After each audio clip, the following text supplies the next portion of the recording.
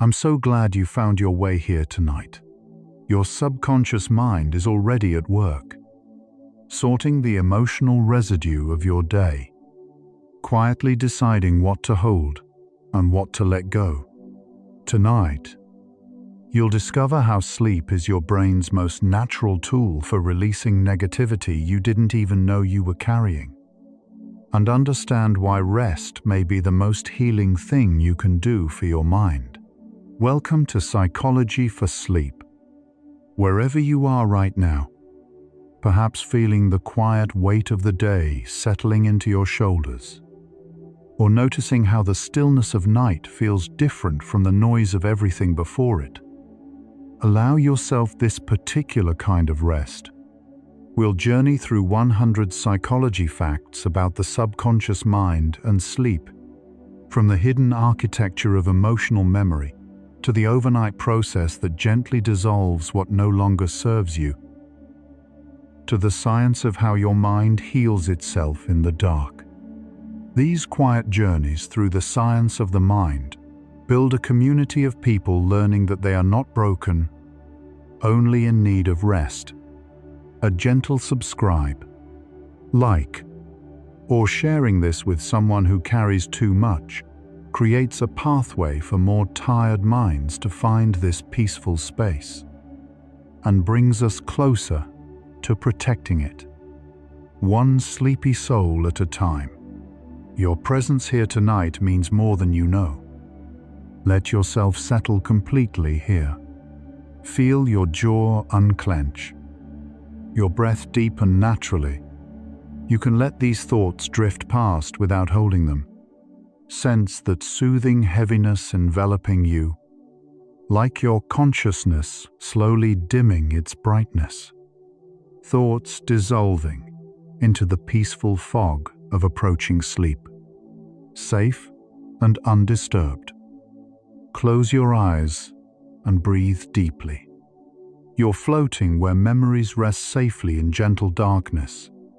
Let your mind merge with infinite peace. And now we begin.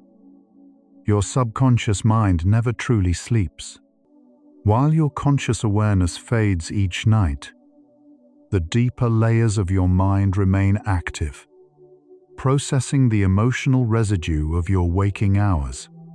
Researchers estimate that the subconscious accounts for somewhere between 80 and 95% of all mental activity throughout the day. It governs not just memory and emotion, but automatic responses, habitual thought patterns, and the quiet beliefs you carry about yourself and the world. As you drift towards sleep tonight, that vast inner world is already beginning its quiet work. Negativity doesn't disappear when you stop thinking about it. When something distressing happens during the day, the brain encodes that experience with an emotional tag, a kind of urgency signal that tells the memory system, this matters. The amygdala, a small almond-shaped structure deep in the brain, is responsible for assigning that emotional weight. It acts like a highlighter, marking stressful events as more important than neutral ones. This is why difficult memories often feel more vivid and more persistent than happy ones. Not because your mind is broken, but because it was designed to learn from pain. The brain has a built-in negativity bias. Across decades of psychological research, scientists have consistently found that negative experiences register more strongly, last longer, and influence future behavior more deeply than positive ones of equal intensity. Evolutionary psychologists suggest this asymmetry was adaptive. For early humans, a single overlooked threat could be fatal. So the brain learned to weight danger more heavily than reward. Today, that same wiring means that a critical comment can linger for days, while a compliment fades in hours. The system was never designed for modern emotional life. Subconscious negativity is stored differently than conscious thought. When you consciously reflect on a bad day, you are engaging your prefrontal cortex, the logical, language-based part of the mind. But subconscious emotional residue is stored in deeper, more primitive structures, including the amygdala, the hippocampus, and the insula. These areas do not respond well to logical reasoning. Emotional residue is stored not only in the mind's narrative structures, but in the deeper, more primitive circuits that conscious reasoning rarely reaches. This is why sleep, which bypasses conscious control altogether, may reach these layers in ways waking effort cannot. During waking hours, the brain is largely in a beta wave state, producing brain waves between approximately 14 and 30 cycles per second. This is the state associated with alert thinking, problem solving, and stress. The prefrontal cortex acts as a gatekeeper in this state, filtering new information and reinforcing existing beliefs. Interestingly, the subconscious mind is most receptive to new patterns, not during alert wakefulness, but during the transitional states of falling asleep and waking up, when brain waves slow into the theta range, between 4 and 8 cycles per second. This natural window each night is one reason the final thoughts before sleep carry unusual psychological weight. The transition from wakefulness to sleep involves a measurable relaxation of the brain's critical filter as the prefrontal cortex begins to quiet. The strict gatekeeping function it performs during waking hours softens. In this hypnagogic state, the boundary between conscious intention and deeper belief structures becomes more permeable. This is the neurological reason why worry often intensifies. As you lie down, the critical mind loosens its grip, and subconscious fears and unresolved emotions rise more easily to the surface. It is not a flaw in your psychology. It is simply the architecture of the transitional brain, revealing what is already there. Memory consolidation. The process by which the brain transforms short-term experiences into stable long-term memories happens primarily during sleep. This is not a passive process. The brain actively replays, sorts, and reorganizes the day's experiences during both non-rapid eye movement and rapid eye movement sleep. The hippocampus, which acts as a temporary holding area for new memories, hippocampus, begins transferring information to the cortex for longer-term storage. Importantly, this process selectively prioritizes emotionally significant memories, meaning that negative experiences, by virtue of their emotional charge, tend to receive more processing time overnight. Slow oscillations during deep non-rapid eye movement sleep play a particular role in emotional memory. These slow brainwave patterns, cycling approximately once per second, coordinate the transfer of memory traces from the hippocampus to the cortex. A 2024 study published in Translational Psychiatry found that the second sleep cycle of the night, roughly 90 minutes after falling asleep, represents the most sensitive window for processing negative emotional memories. Slow oscillation and sleep spindle coupling during this window appears to play a stabilizing role in how those memories are stored, which may influence how emotionally charged they feel when recalled the following day. Sleep spindles are brief bursts of neural activity that appear during stage 2 of non-rapid eye movement sleep. These waves, lasting less than 2 seconds, act as protective shields for memory consolidation. They inhibit external sensory input, allowing the brain to work undisturbed.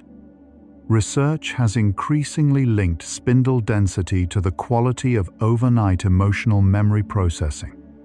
People with more abundant sleep spindles tend to show better integration of new information and, in some studies, greater emotional resilience the following day. Spindles are part of the brain's natural architecture for overnight repair. The brain does not simply record experiences as they happened. It reconstructs them. Every time a memory is recalled, it becomes temporarily unstable. A process called reconsolidation. The memory is rewritten with small adjustments before being stored again. This means that over many cycles of sleep and waking, even intensely negative memories can gradually shift in their emotional texture. The raw pain does not always remain raw. This is not denial or forgetting. It is neurological editing, a natural process that sleep appears to facilitate by repeatedly creating gentle conditions for memory to be revisited and quietly reshaped. The amygdala, which flags emotional experiences for priority processing, shows heightened activity during rapid eye movement sleep. Scientists believe this activation is part of the brain's work to process the emotional component of memories without re-traumatizing the individual. The hippocampus, responsible for the contextual details of an experience, quiets somewhat during rapid eye movement sleep, while the emotional tone is reprocessed by the amygdala in relative isolation.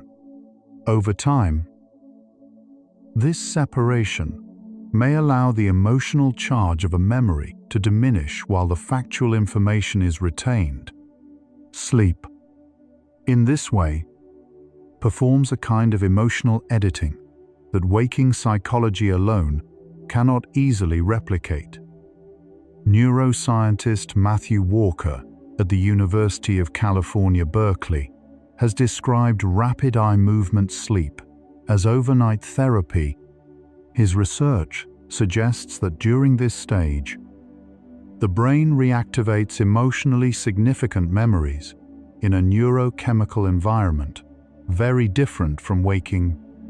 Specifically, norepinephrine, a stress-related chemical associated with the fight-or-flight response, drops to its lowest levels during rapid eye movement sleep.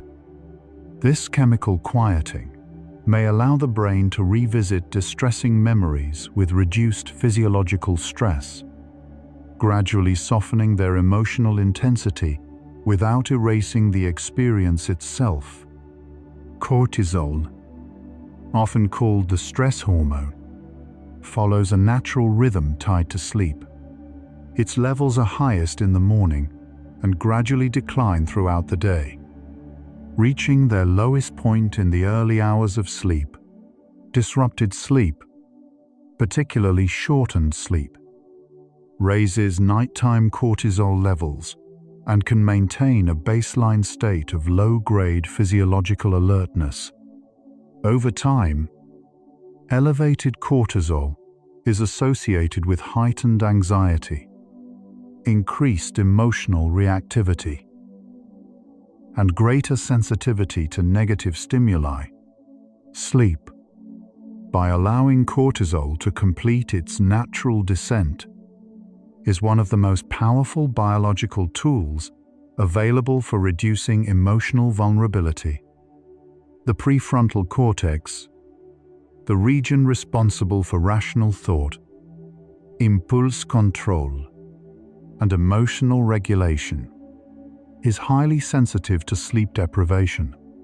After even a single night of poor sleep, activity in this region is measurably reduced. At the same time, the amygdala, which generates fear and threat responses, becomes more reactive. A 2024 review in PLOS Biology described this functional disconnection as shifting the brain's emotional threshold, making it easier to enter states of distress and harder to recover from them. The effect can be quite pronounced, observed consistently across multiple studies. The hippocampus, central to the encoding and retrieval of memories, is particularly vulnerable to chronic stress. In animal studies, elevated stress hormones over extended periods are associated with changes in hippocampal structure and function.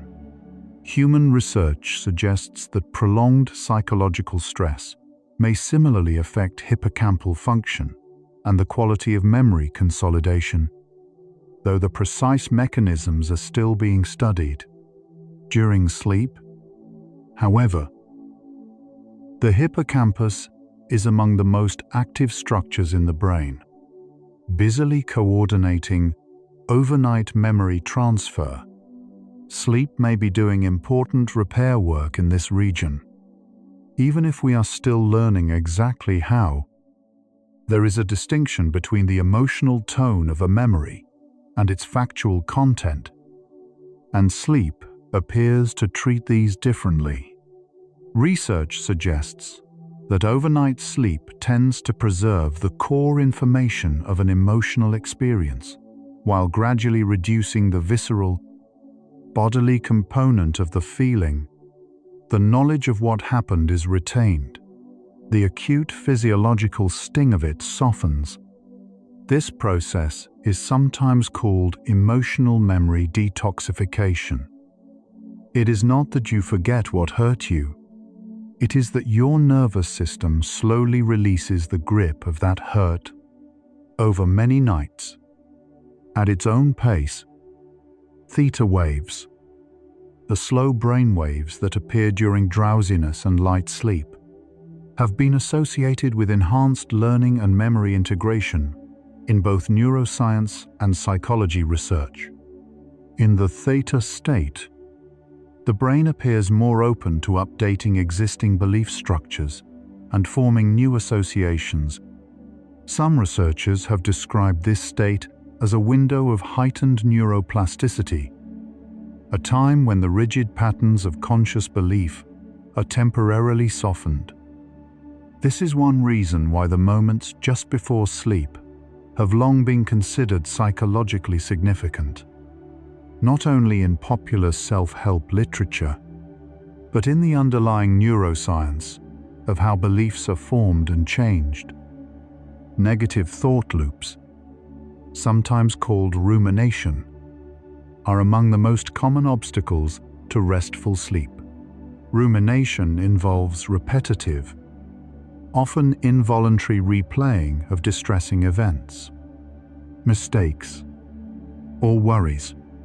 Neurologically, rumination is associated with heightened activity in the default mode network, a set of brain regions that become active during mind-wandering and self-referential thought.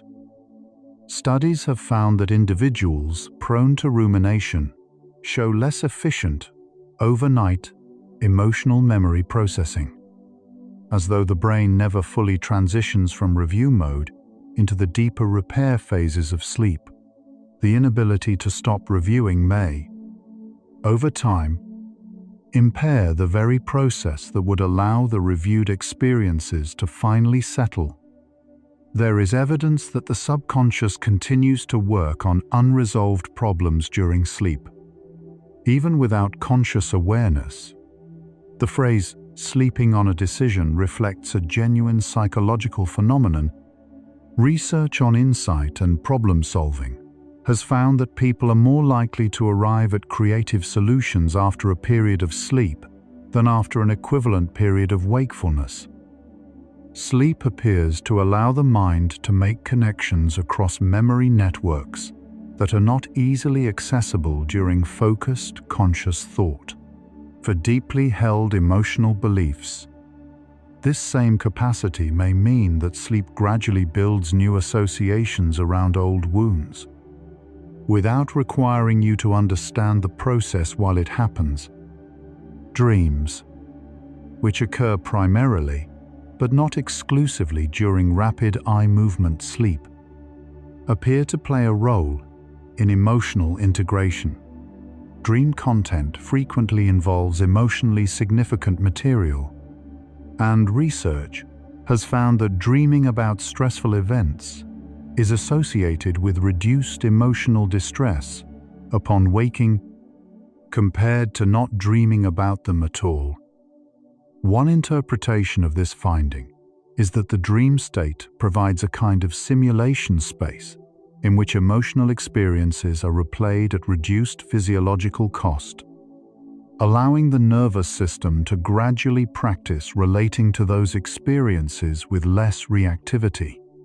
You do not have to remember the dream for it to do its work. Sleep architecture. The specific sequence and proportion of sleep stages across the night varies in a predictable pattern. In the first half of the night, deep slow-wave sleep dominates. In the second half, rapid eye movement sleep becomes more prominent. This timing matters for emotional processing. Slow-wave sleep is associated with memory consolidation and physical restoration. Late-night rapid eye movement sleep is associated with emotional refinement and associative memory restructuring. A person who consistently cuts their sleep short is therefore disproportionately losing the rapid eye movement sleep that tends to handle the emotional and psychological dimension of overnight recovery. Vagal heart rate variability, a measure of the flexibility of the autonomic nervous system, appears to play a meaningful role in overnight emotional memory processing. A 2025 study published in Frontiers in Behavioral Neuroscience found that participants who showed higher vagal heart rate variability during rapid eye movement sleep demonstrated a positive memory bias the following day, recalling neutral memories better relative to negative ones. This suggests that the quality of nervous system regulation during sleep influences which emotional patterns are strengthened and which are gently deprioritized. The sleeping body's calm is not separate from emotional healing. It may be part of the mechanism. The brain's default mode network, which becomes active during rest and mind wandering, shows a distinctive pattern of activity during certain stages of sleep. Some researchers believe that the narrative experiences of dreaming may be related to the default mode network's tendency to link disparate memories into coherent stories. In this framework, dreaming is not random noise, but a form of meaning-making. The brain drawing connections between current emotional concerns and older related experiences across the breadth of autobiographical memory. Whether or not this interpretation is complete, it offers a gentle way to think about the night as a time when the mind is quietly building bridges between what was and what is. The insula, a brain region involved in interoception, the awareness of internal bodily states, plays a role in how negative emotions are stored and experienced.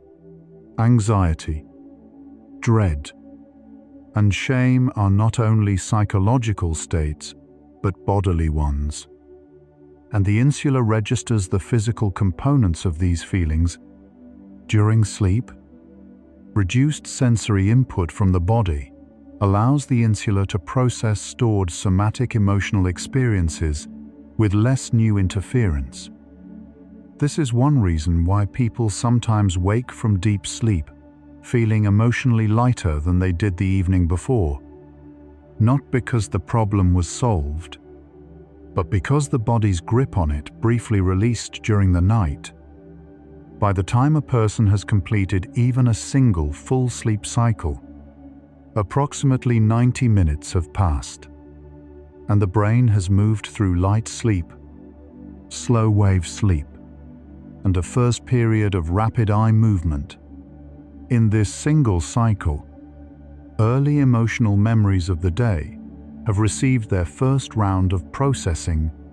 The most acute edges of negative experiences begin subtly to soften, not erased, not forgotten, simply moved through the first stage of the brain's long, patient overnight work. Sleep is not a pause in the healing process. In many ways, sleep is the healing process itself. Let's pause here and notice your body. As you breathe out slowly, appreciate each tiny cell inside. Trillions of organisms working in silence, heart beating, lungs breathing, brain thinking, all without your command. Notice the gentle sensations on your skin, in your muscles, along your spine. You are a complete ecosystem, diverse, self-balancing. Your brain is already doing what it knows how to do. You don't have to direct this. It knows the way. Now we continue. The concept of emotional memory traces has deep roots in psychology. Sigmund Freud proposed in the early 20th century that unresolved emotional conflicts were stored in the unconscious and continued to influence behavior and thought without conscious awareness. While many of Freud's specific claims have not held up to scientific scrutiny, the broader observation that emotional experiences shape patterns of thought and feeling below the threshold of awareness has been repeatedly supported by modern neuroscience. The mechanisms he imagined were often incorrect. The underlying insight was not.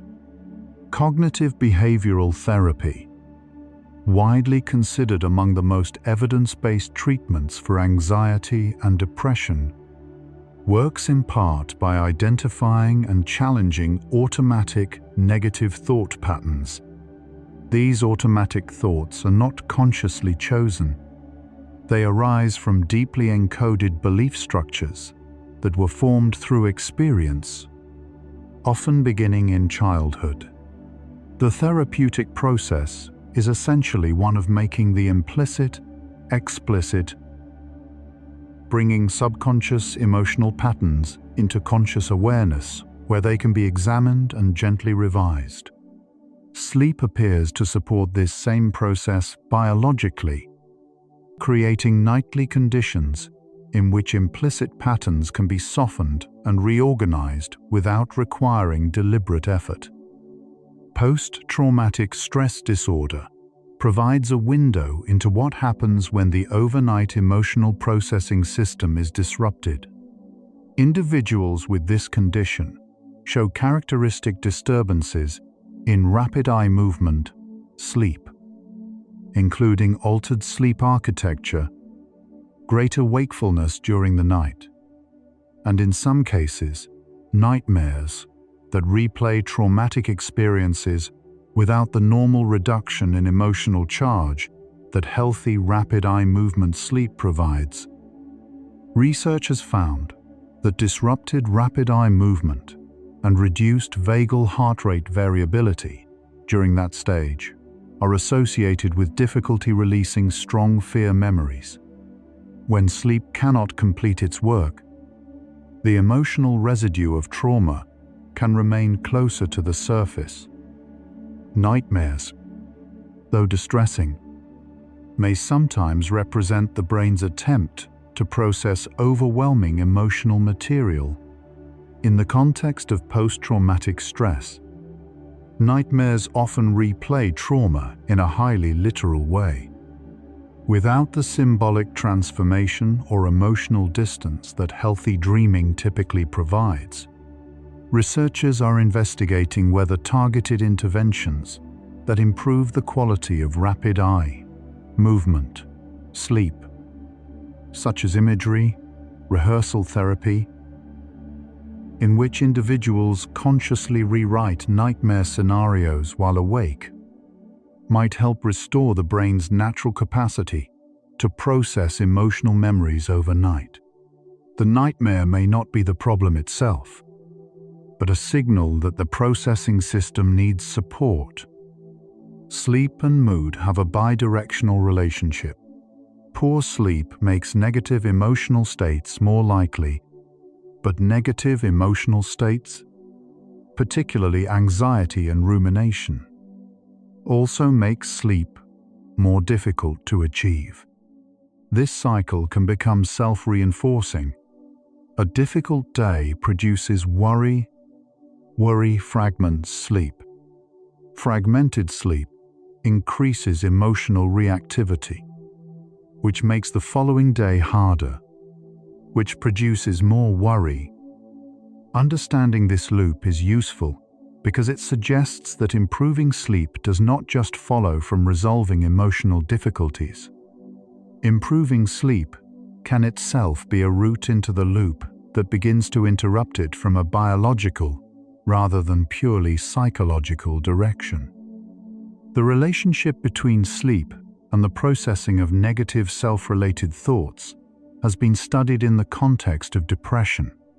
Depressive rumination, persistent negative thinking about the self and its worth, is associated with disturbed sleep, particularly with difficulty falling asleep and early morning waking. Some researchers have proposed that the inability to disengage from self-critical thought at night reflects a failure of the normal inhibitory processes that allow the brain to transition from active waking cognition into consolidated rest. The mind, in this state, cannot find the release valve that sleep is meant to provide. Helping the nervous system find safety is often the first step toward restoring that capacity. Targeted memory reactivation is a research technique in which cues associated with specific memories are presented during sleep to influence how those memories are processed. Studies have found that presenting sounds or smells associated with a recently learned experience during non-rapid eye movement sleep can enhance the consolidation of that memory, as though the sleeping brain responds to the cue by revisiting the associated content. While this technology is not yet available as a clinical tool, it demonstrates that the sleeping brain is not inaccessible. External signals can reach it, influence it, and direct its attention. This has implications for thinking about what kinds of experiences you bring into the hours before and during sleep. The quality of experience immediately before sleep has measurable effects on overnight emotional processing. Studies have found that mood at bedtime influences dream content, emotional memory consolidation, and subjective well-being the following morning. People who engage in calming, positive, or reflective activities before sleep tend to show different overnight emotional profiles compared to those who watch stressful content or engage in distressing interactions late in the evening. The brain does not instantly reset when the lights go out. It carries what was present in the preceding hours into its first consolidation cycles.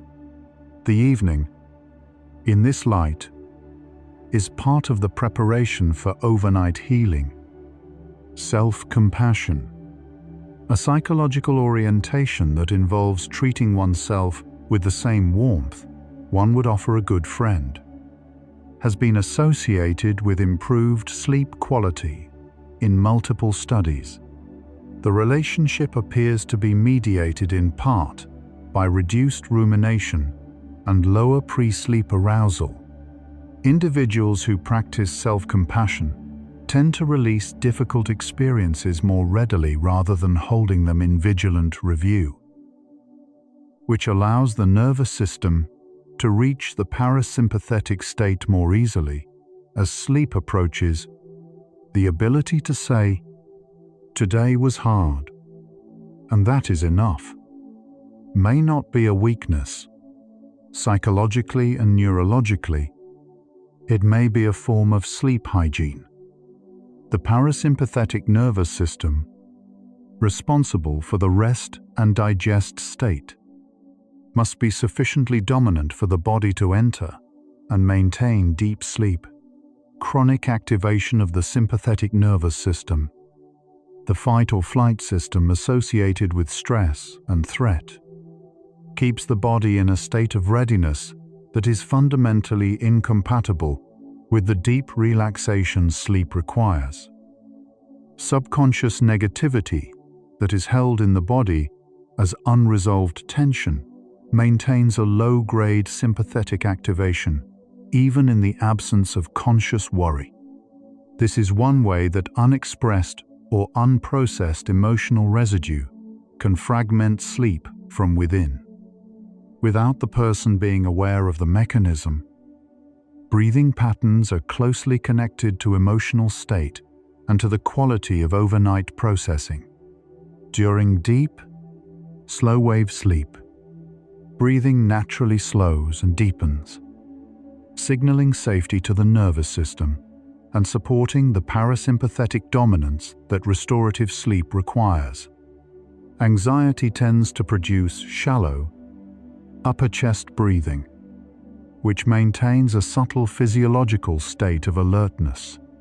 Practices that deliberately slow and deepen the breath, such as diaphragmatic breathing before sleep, have been shown in small studies to improve sleep quality and reduce nighttime arousal, suggesting that the breath is one of the most accessible entry points for shifting the nervous system toward the conditions that allow overnight clearing to begin.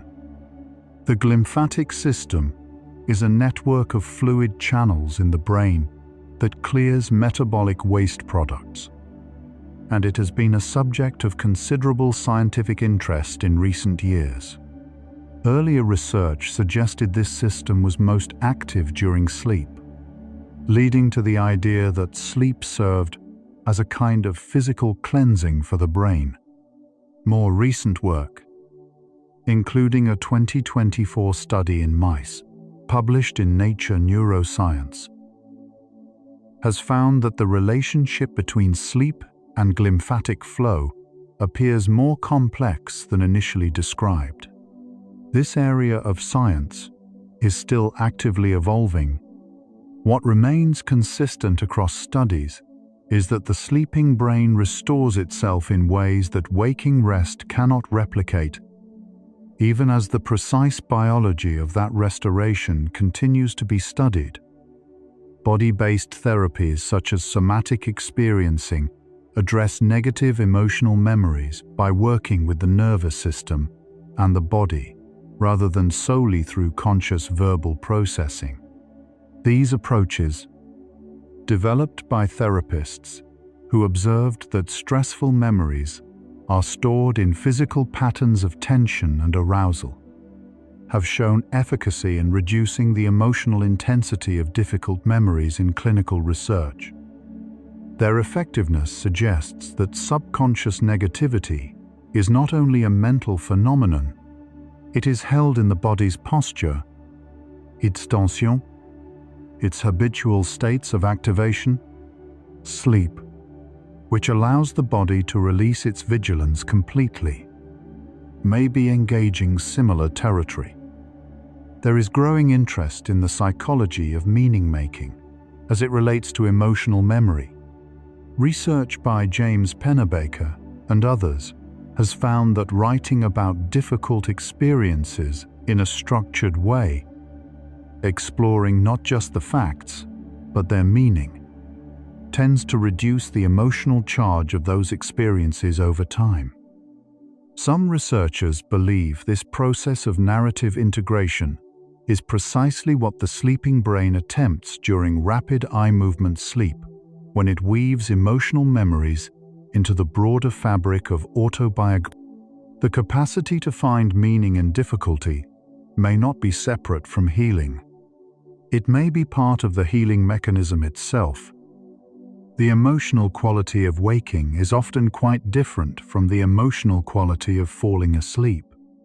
Even when no deliberate psychological work has been done, this common experience of waking to find that yesterday's distress has become today's manageable difficulty reflects genuine neurological change that occurred during sleep. The pain did not vanish, but its relationship to the self shifted.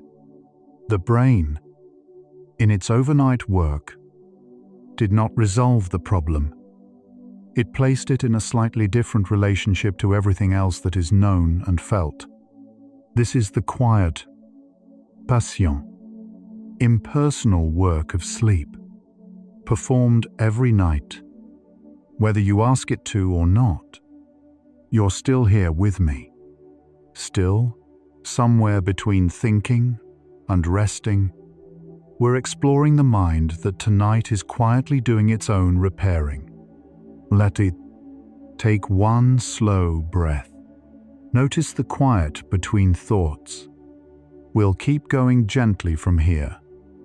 The concept of neuroplasticity, the brain's ability to form new neural connections in response to experience, has transformed our understanding of how emotional patterns can change. For many decades, it was believed that the adult brain was largely fixed in its structure and patterns. Research over the past 30 years has overturned this assumption. The brain continues to generate new connections throughout life, though the ease of this process varies with age. Attention and repetition. Sleep plays a central role in neuroplasticity. During overnight consolidation, the synaptic connections that were most actively used during the day are strengthened, while others are pruned. The brain is literally reshaping itself each night based on what you practiced. Synaptic homeostasis theory, proposed by neuroscientists Giulio Tononi and Chiara Cirelli, suggests that one function of sleep is to reset the strength of synaptic connections that were built up throughout the day. During waking hours, the brain forms new connections rapidly. If this continued without limit, the system would become overloaded. During deep sleep, synaptic strength is selectively reduced, creating more space for new learning. The following day, this pruning is not indiscriminate. The connections that are used most persistently tend to survive. Those formed in states of heightened emotion, including fear and anxiety, are among the most tenacious, which is one reason that old emotional patterns are not instantly erased by a single good night of sleep. The role of intention and attention in directing what the sleeping brain processes is a subject of ongoing scientific inquiry. Some researchers have proposed that what we attend to consciously in the hours before sleep influences which memory networks are prioritized during overnight consolidation. This is sometimes described as the spacing effect of emotional attention. If you repeatedly bring a particular concern into your awareness before sleep, whether through worry, journaling, or reflection, you may be increasing the likelihood that the sleeping brain revisits and works on that material. The practical implication is gentle. What you give your attention to in the evening may shape what is quietly reorganized by morning. Heart rate coherence. A state in which the rhythmic activity of the heart becomes more regular and synchronized with the breath has been associated with improved emotional regulation and reduced stress. Research published in peer-reviewed cardiology and neuroscience journals suggests that this state, which can be cultivated through slow, deliberate breathing patterns, influences not only heart function, but also the brain's emotional processing centers through vagal nerve feedback.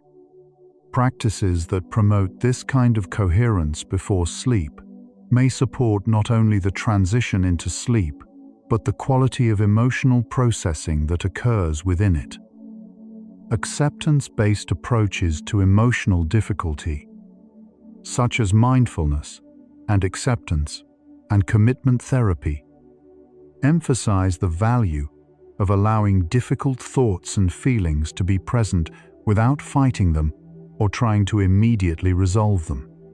Researchers found that individuals who practice this kind of non-judgmental awareness tend to experience less emotional suffering in response to negative events, in part because they do not add a layer of secondary distress about having the primary feeling. In the context of sleep, this orientation may be particularly relevant. Trying hard to stop negative thoughts before sleep often intensifies them. Allowing them to be present without engagement creates the conditions in which they naturally settle. The relationship between self-concept and subconscious negativity is complex. The beliefs we hold about ourselves, including beliefs about our worthiness, our safety, and our capacity to manage difficulty, are among the most stable structures in the subconscious. These beliefs were formed primarily through early experience and are resistant to direct logical challenge. They tend to color the interpretation of new experience automatically, before conscious analysis occurs. A person who carries a deep belief that they are not safe will perceive threat in situations that others experience as neutral. The process of clearing subconscious negativity is therefore not only about individual events. It is often about the underlying belief frameworks through which events are filtered. Research on interpersonal neurobiology, a field developed by psychiatrist Daniel Siegel, emphasizes that the nervous system is shaped not only by individual experience, but by the quality of early relational experiences. Secure attachment in childhood, characterized by consistent, attuned caregiving, tends to produce a nervous system that can more easily regulate emotional arousal, reach states of rest, and recover from stress.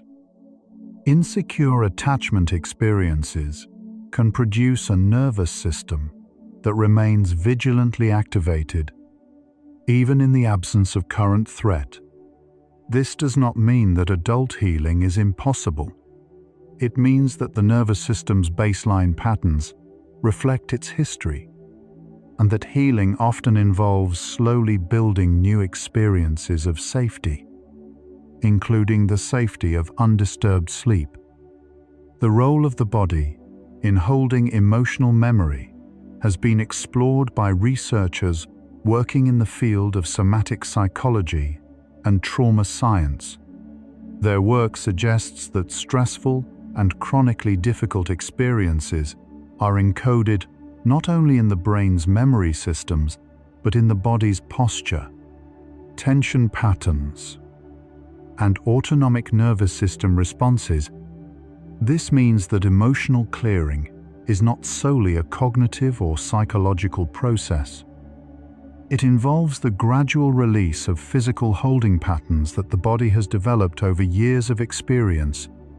Deep, restorative sleep, in which the body fully releases its vigilance, may be one of the few daily experiences that reaches these physical dimensions of stored emotional experience. Gratitude, practiced intentionally before sleep, has shown small but consistent effects on sleep quality in multiple research studies. The proposed mechanism involves a shift in attentional focus away from threat and unresolved concerns and toward experiences of sufficiency and connection. This shift in attention may reduce pre-sleep activation of the stress response and create more favorable conditions for the overnight emotional processing that follows. It is worth noting that gratitude practice does not require the denial of difficulty. It involves deliberately expanding awareness to include what is also present. Alongside the difficulty, the brain can hold both, and the balance of attention influences the tone of overnight processing.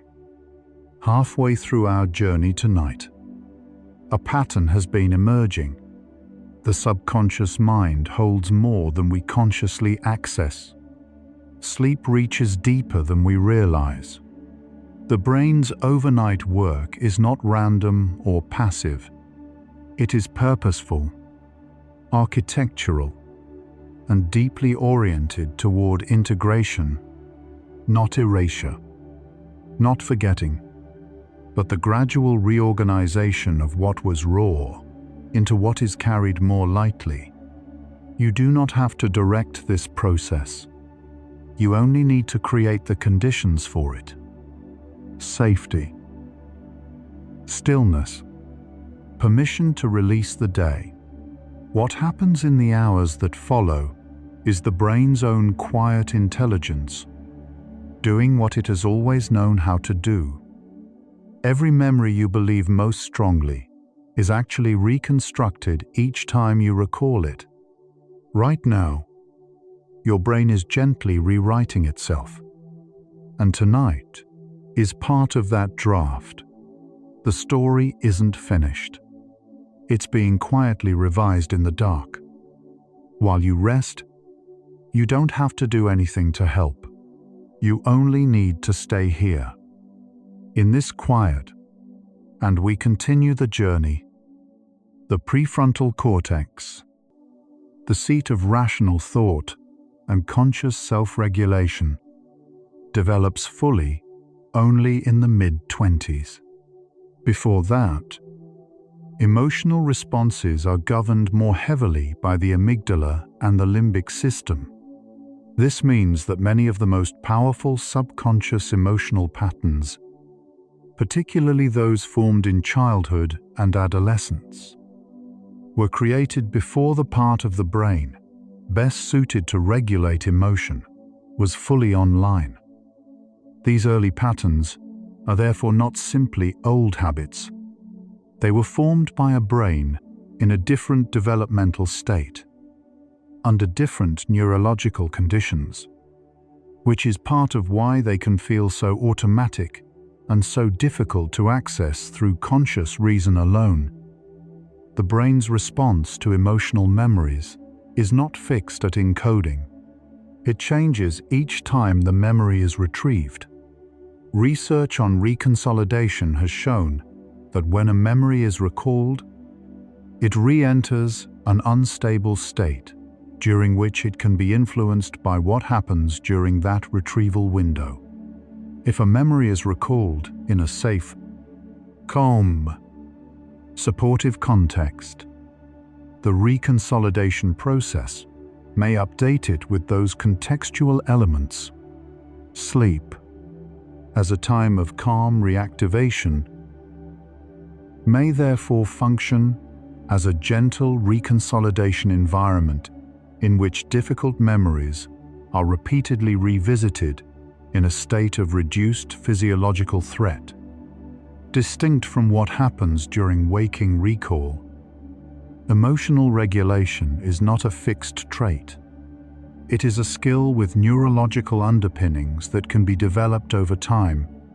Research has consistently found that practices such as mindfulness, meditation, cognitive reappraisal, and self-compassion exercises produce measurable changes in brain activity, particularly in the balance between prefrontal regulation and amygdala reactivity.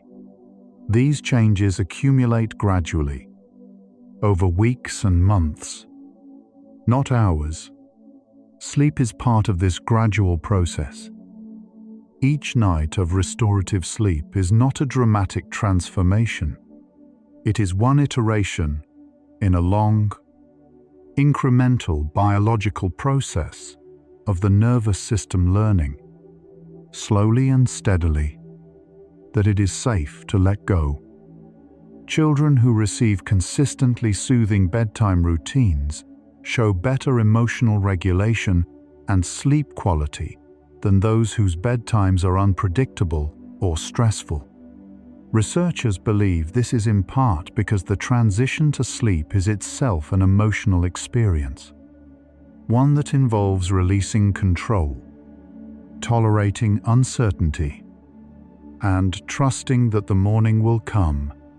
For individuals who experienced unpredictable or unsafe environments in childhood, the act of surrendering to sleep can carry a residue of that early vigilance.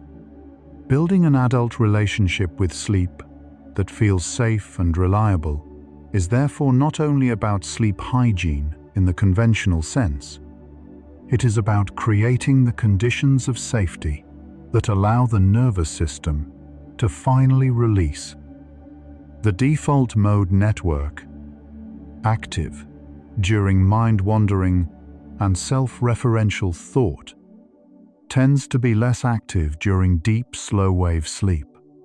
This quieting of self-referential processing may be one reason that deep sleep feels so restorative without the constant self-referential narrative of the waking mind. Without the commentary, the comparison, the rehearsal and review, the brain rests in a kind of non-narrative state. The self, in deep sleep, is not monitoring itself. This may be the closest biological equivalent to the experience of complete release, the nervous system operating without self-consciousness, in a state of pure function rather than reflection. There is evidence that the brain engages in future simulation during sleep as well as past review.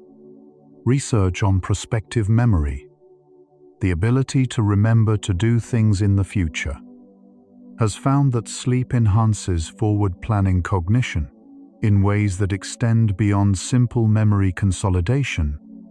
The dreaming brain in particular appears to combine elements from past experiences to simulate possible futures.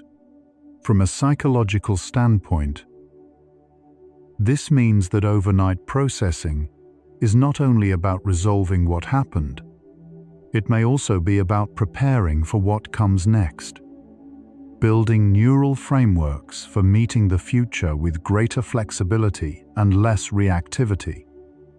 Emotional granularity, the ability to identify and name emotional states with precision, has been associated with better emotional regulation and mental health outcomes.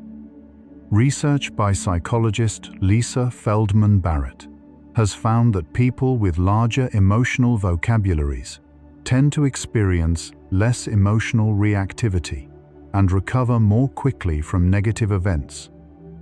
Sleep may support emotional granularity by creating the conditions in which diffuse emotional experiences are processed and integrated into existing knowledge structures. The amorphous feeling of something is wrong becomes, over time and with sleep, something more specific and therefore more manageable. The experience of feeling emotionally different after sleep, lighter, more spacious, less gripped by what was heavy the night before, is not solely subjective. Research has documented measurable reductions in self-reported distress and physiological markers of arousal between pre-sleep and post-sleep assessments of emotional experiences. These changes are not simply explained by distraction or the passage of time. They are associated specifically with sleep and with the quality of overnight sleep architecture. The brain is genuinely doing something during the night that changes the emotional landscape by morning. Guided imagery before sleep, in which the individual deliberately visualizes calm, safe, or positive scenes, has been studied as an approach to reducing pre-sleep arousal and influencing the emotional tone of overnight processing. Some studies have found that individuals who engage in positive guided imagery before sleep report fewer distressing dreams and more positive morning affect than control participants. The evidence base is still developing, but the principle is consistent with what is known about the hypnagogic state. The images and emotional states present as the brain transitions into sleep may influence the initial territory of overnight consolidation. Research on compassion fatigue, experienced by caregivers, healthcare workers, and others who regularly hold space for others suffering, has found that poor sleep is among the most notable contributors to this condition. The inability to emotionally disengage and restore overnight leaves these individuals carrying accumulated emotional residue that compounds across days and weeks. Sleep, in this context, is not a luxury or a reward for productivity. It is a non-negotiable component of the capacity to continue feeling without being overwhelmed by feeling. The emotional reservoir fills during waking hours and is gradually emptied during sleep. Without adequate sleep, the reservoir overflows. The experience of shame, which involves a global negative evaluation of the self rather than a specific behavior, is among the most psychologically persistent negative emotional states. Shame is associated with activation of the insula, the cingulate cortex, and other regions involved in social and self-referential processing, because shame is often linked to early relational experiences and self-concept. It tends to be held in the subconscious as a persistent tonal quality rather than a discrete memory. Sleep may gradually soften shame, not by addressing it directly, but by repeatedly providing the experience of being safely unconscious, temporarily beyond the reach of self-evaluation, in a state of pure, unjudged existence. The neuroscience of forgiveness offers some insight into the mechanisms of emotional clearing. Research has found that when individuals are able to adopt a perspective of forgiveness toward those who have hurt them, measurable changes occur in brain activity, including reduced activation in regions associated with threat and increased activation in regions associated with perspective-taking and self-regulation. Forgiveness is not primarily an act of will. It appears to be a neurological shift that happens gradually and cannot be forced. Sleep may support this kind of shift by repeatedly creating conditions in which the emotional reactivity associated with grievance is reduced, making the internal space for a different orientation slightly more available over time. Psychological safety. The experience of being in an environment where one can be oneself without fear of judgment or harm has been studied extensively in both workplace and therapeutic contexts. Its neurological correlates include reduced amygdala activity, greater prefrontal engagement, and a shift toward parasympathetic nervous system dominance. This is also relevant to the sleep environment. People who feel safe in their sleeping space, both physically and emotionally, tend to sleep more deeply and show better overnight emotional recovery, creating conditions of genuine safety around sleep. A room that feels like sanctuary, a nighttime routine that signals rest, is therefore psychological work as much as behavioral. The relationship between social connection and subconscious emotional clearing is an emerging area of research. Studies have found that feelings of social connection and belonging reduce activity in brain regions associated with threat and self-conscious emotion. Loneliness, conversely, is associated with heightened vigilance, disrupted sleep, and impaired overnight emotional processing. The felt sense of not being alone, not as a cognitive belief, but as a bodily experience, appears to create neurological conditions more favorable to restorative sleep. This suggests that the quality of one's relationships and the felt experience of being known and cared for contributes to the quality of subconscious healing that happens each night. We now understand that the relationship between sleep and subconscious negativity is not one-directional. Sleep helps clear negativity, but the emotional conditions present before sleep determine, in part, how effectively that clearing can proceed. The quality of pre-sleep psychological state, the presence or absence of felt safety, the degree of pre-sleep arousal, the emotional content of the final waking hours, all influence the quality of overnight emotional processing. This is not a counsel for perfection. It is an invitation. Each evening is a new preparation.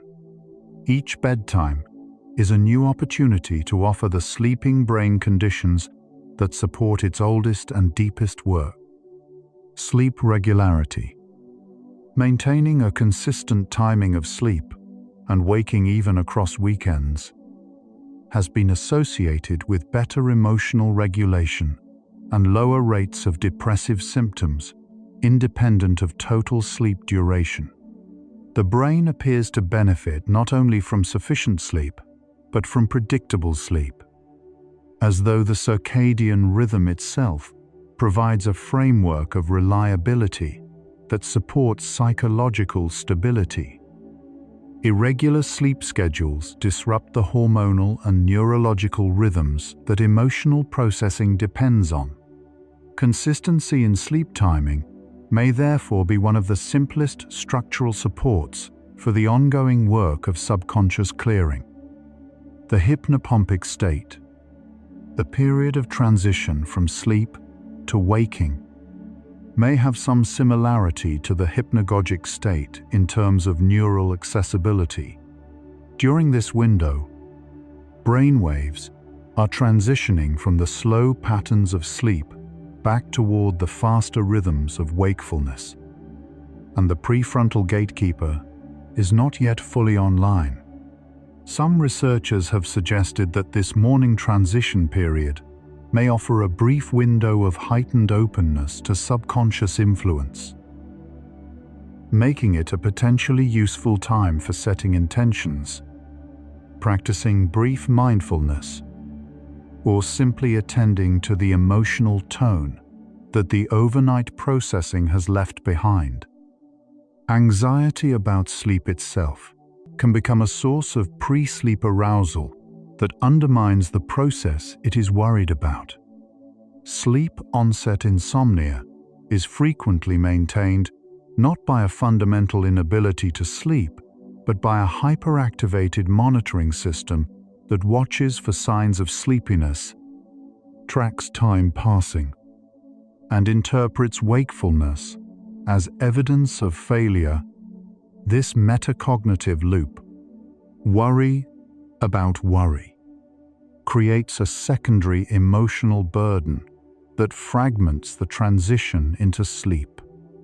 Cognitive behavioral therapy for insomnia works in part by addressing these metacognitive patterns, reducing the intensity of the monitoring and allowing the natural sleep drive to proceed without interference. The emotional memories that the sleeping brain works most attentively on are those that carry the most unresolved charge. Experiences that have been fully integrated into existing understanding, that have been given meaning, context, and some degree of acceptance, may require less intense overnight processing than those that remain raw, unacknowledged, or actively suppressed. This creates a gentle principle. The more completely an emotional experience can be acknowledged during the day, even briefly, even softly, the lighter the load carried into sleep, and potentially the less the sleeping brain needs to strain to do what might have been partially accomplished during waking hours. Journaling before sleep has shown modest but consistent benefits for sleep quality in research studies, with some evidence that expressive writing is more effective than purely logistical list-making. Writing about unresolved concerns and emotional experiences appears to create a kind of cognitive offloading, reducing the likelihood that those concerns will intrude into pre-sleep cognition. From a psychological standpoint, this process of externalizing may signal to the subconscious monitoring system that the concern has been registered and does not require continued vigilance. It creates a container for experience that allows the mind to, at least partially, set it down. Research on self-determination theory, developed by psychologists Edward Deci and Richard Ryan, identifies autonomy, competence, and relatedness as fundamental psychological needs. When these needs are chronically unmet, the result is not simply dissatisfaction, but an ongoing state of psychological stress that colors all experience with a tonal negativity. The subconscious accumulates this tonal residue over time, building patterns of vigilance or disconnection that operate below conscious awareness. Sleep can help manage the acute expression of this deeper pattern, but attending to the quality of daily relational and purposive life is also part of the longer work. The phenomenon of state-dependent memory, in which memories encoded in a particular emotional state are more easily recalled when in a similar state, has been documented in multiple studies.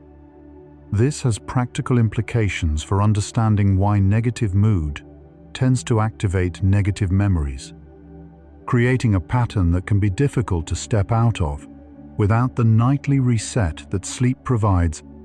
When the brain is in a state of distress, it has easier access to memories encoded in distress, which deepens the distress, which makes more distressing memories accessible. Sleep, by reliably shifting the brain's chemistry into a calmer baseline each morning, may interrupt this cycle, providing a daily neurological reset.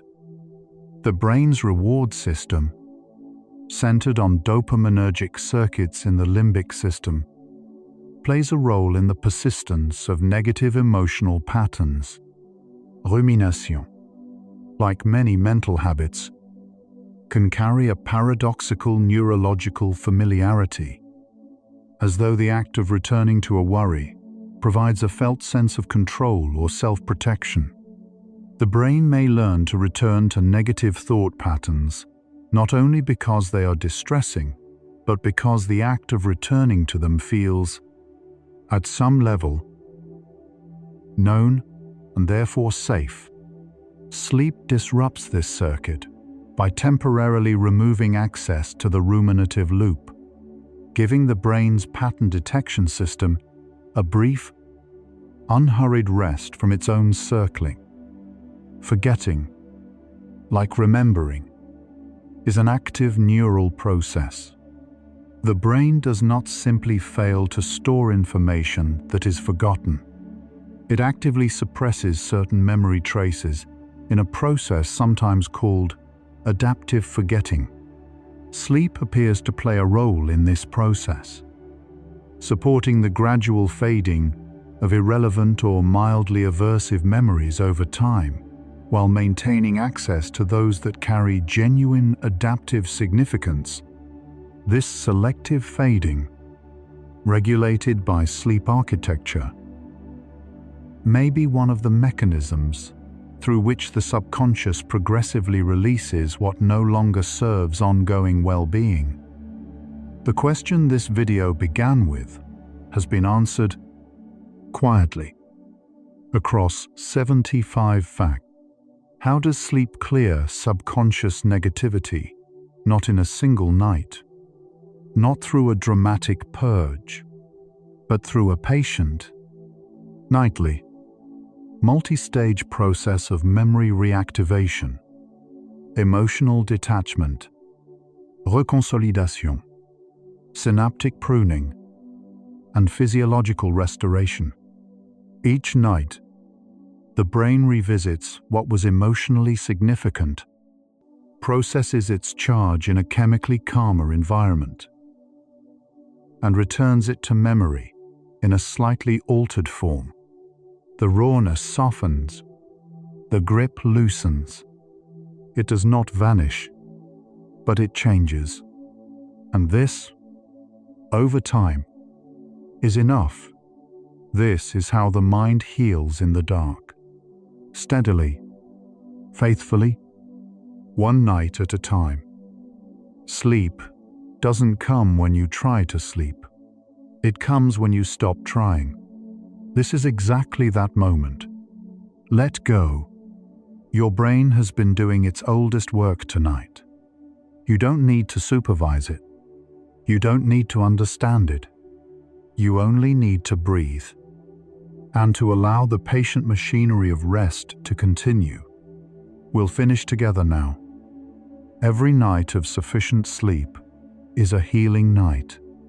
Not a perfect night, just a night where the process runs long enough to complete its most essential work. You have had many of these nights already, without knowing what was happening inside them. The emotional weight you carry into sleep is not the same weight you wake with. Something shifts in the hours between. The mechanism is biological. The experience of it is simply the morning feeling of being slightly more able to go on.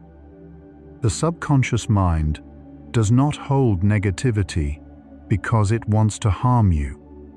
It holds what it learned was worth holding. Old wounds were old warnings. The patterns made sense once. Sleep does not judge them. It simply works, steadily, to find a place for them. Rapid eye movement, sleep, which deepens across the night, carries its own kind of silence. The norepinephrine drops. The amygdala quiets its loudest alarms. In this chemical quieting, old fears are revisited with something closer to curiosity than dread. The brain of a sleeping person is not dark. It is lit with activity. Memory traces flicker through hippocampal circuits. The cortex responds to whispers from within. Something is always being considered, always being gently refiled. Shame requires self-consciousness to exist. In the deepest stages of sleep, the self-monitoring network quiets. For a few hours each night, you exist beyond the reach of self-judgment. This is not a small thing. The same brain that learned to fear can learn to feel safe. The mechanism for both is practice, repetition, and the biological consolidation of new experience.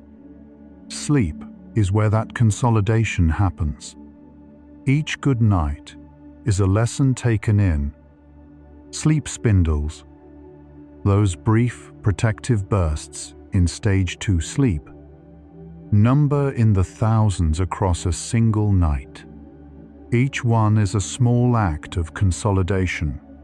Taken together, they represent hours of steady work that the morning mind never directly witnesses.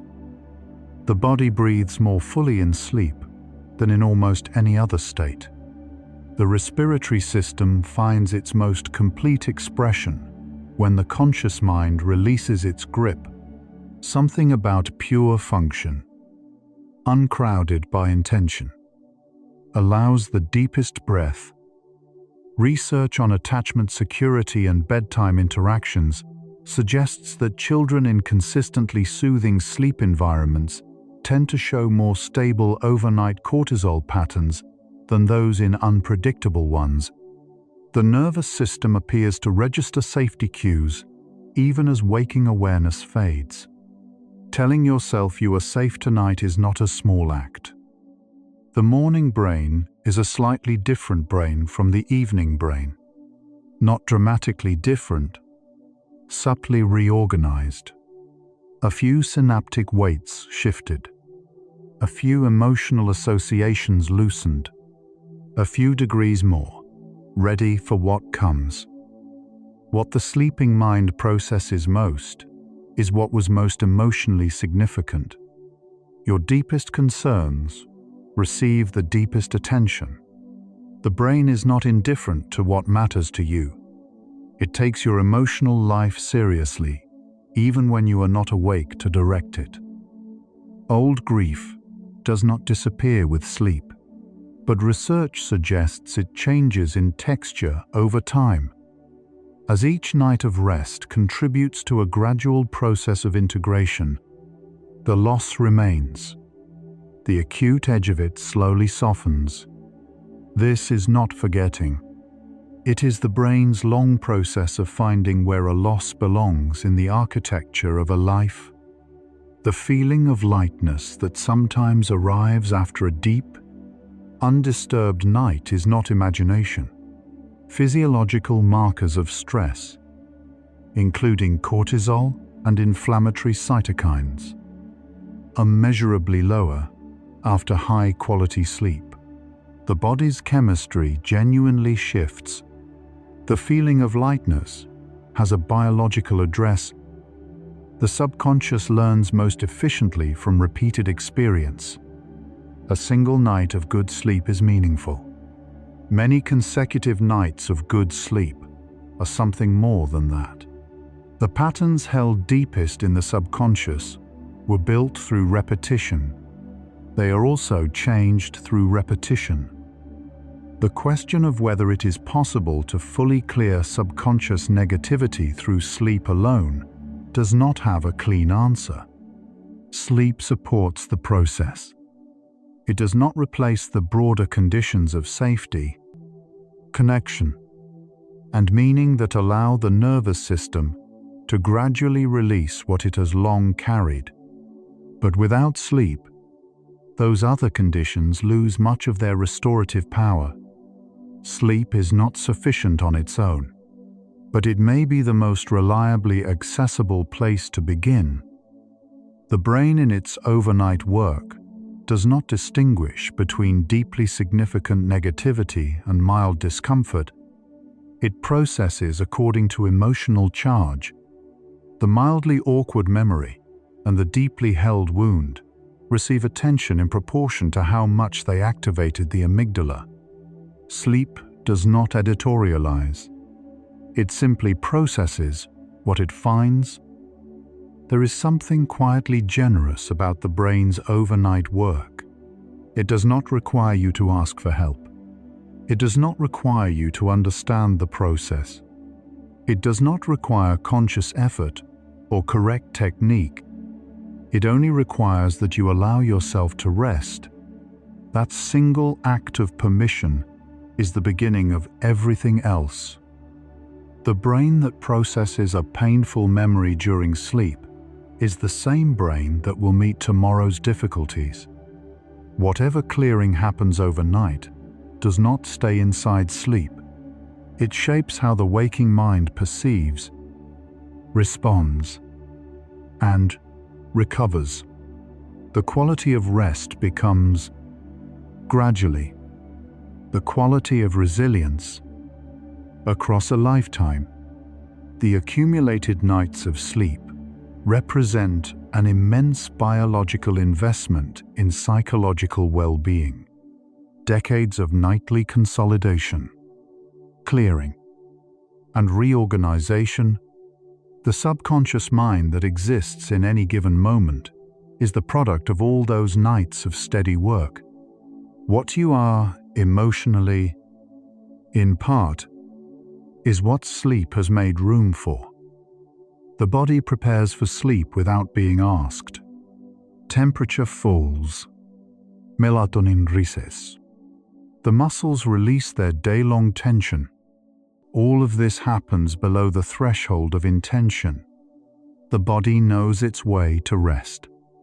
You are not always required to lead it. Sometimes the wisest thing is simply not to resist. The relationship between sleep and hope is not mystical. Hopelessness is associated with disrupted sleep architecture and impaired overnight emotional processing. Restorative sleep is associated with increased subjective well-being, greater openness to new experience, and more flexible thinking.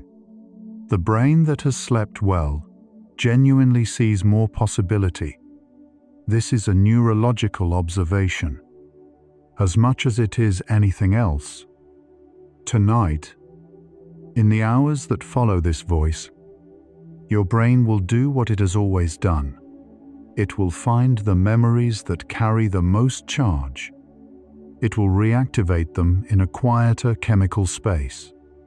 It will return them to you, slightly different, slightly lighter, slightly more at ease with what is. You do not have to believe this for it to happen. The process is not dependent on belief. It only needs the chance to run. There is a difference between the kind of rest that leaves you more tired and the kind that gradually, imperceptibly, builds something back. Deep sleep is the second kind. It is not always accessible on the first difficult night, or the second, but the direction of each good night is the same, towards something softer, towards something more whole. The subconscious mind carries more than negativity. It carries everything you have ever learned, every act of kindness you have ever witnessed, every moment of unexpected beauty that registered below the threshold of attention.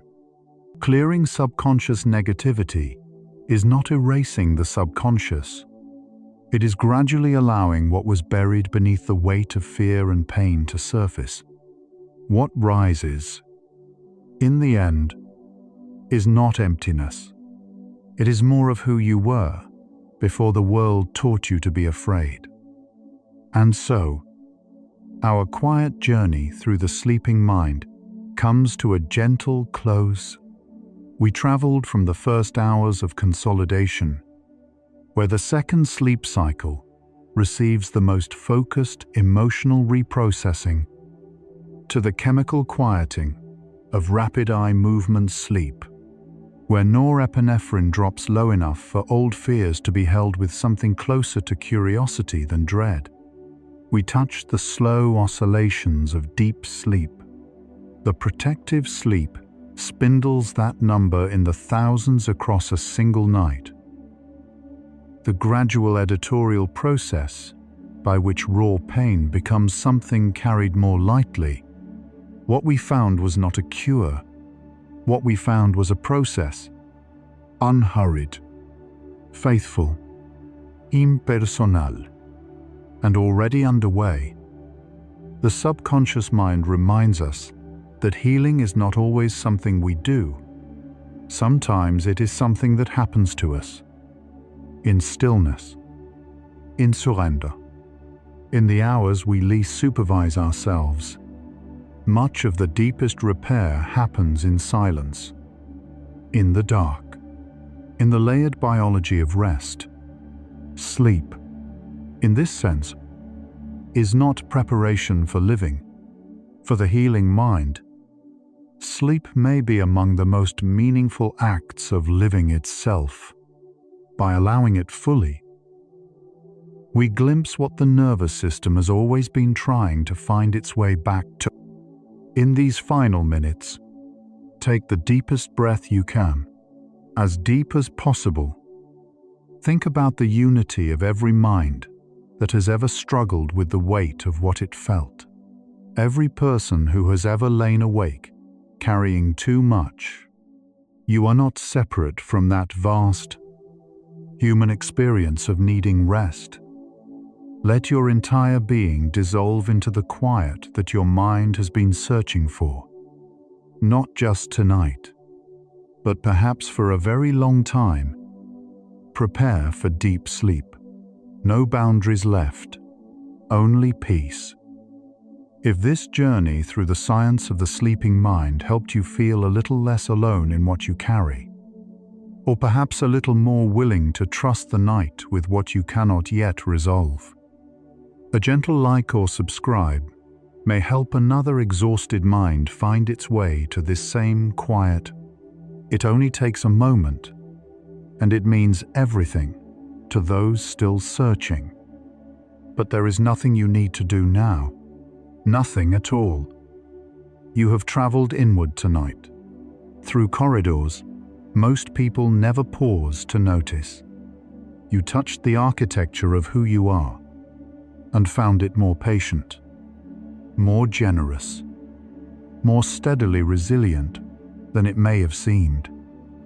You can allow these thoughts of the mind to fade now, like the last image of a dream at dawn, present, then softer, then simply part of everything, leaving only the quiet, unheld calm behind.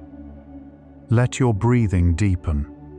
Let your body feel heavier, as if careful, unhurried hands are setting down everything you have been carrying and are simply holding you. If sleep comes, let it carry you the way consolidation does, not with force, but with quiet intention, into a realm where time and weight no longer matter. If your eyes are still open, the next video is waiting for you, ready to continue the journey. But if they are closed, stay there. Stay in the darkness that feels safe and warm. Tomorrow, your mind will still be there, still tending, still weaving, still becoming. But tonight belongs to stillness. Rest well, sleepy soul. And remember, your mind is always rewriting toward the light. Good night.